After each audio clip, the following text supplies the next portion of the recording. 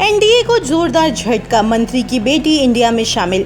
महाराष्ट्र की एनडीए यानी महायुति सरकार को बड़ा झटका लगा है, जहां मंत्री धर्मराव बाबा आत्राम की बेटी भाग्यश्री आत्राम इंडिया गठबंधन के घटक दल एनसीपी के शरद पवार गुट में शामिल हो गई हैं। जी हां, अजित पवार के द्वारा बार बार मनाए जाने के बावजूद भाग्यश्री 12 सितंबर गुरुवार को शरद पवार की एनसीपी एसपी में शामिल हो चुकी हैं।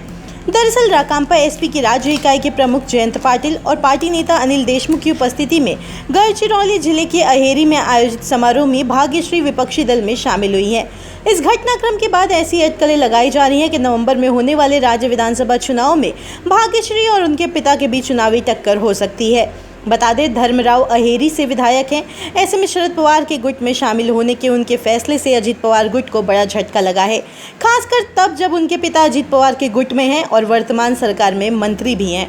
बताते चले, इस दौरान भाग्यश्री आत्राम ने एनसीपी में फूट और अजित पवार के महायुति गठबंधन में शामिल होने के बाद अपने पिता के शरद पवार के साथ जाने पर भी दुख जताया। इसके साथ ही भाग्यश्री ने एनसीपी एसपी में शामिल होने के बाद कहा कि शरद पवार के गुट में शामिल होने का उनका कदम आभार प्रकट करने का एक तरीका है। उन्होंने याद किया कि कैसे शरद पवार ने 1991 में नक्सलियों द्वारा अपहरण किए जाने पर उनके पिता की सुरक्षित वापसी सुनिश्चित की थी। उस समय शरद पवार महाराष्ट्र में मुख्यमंत्री थे।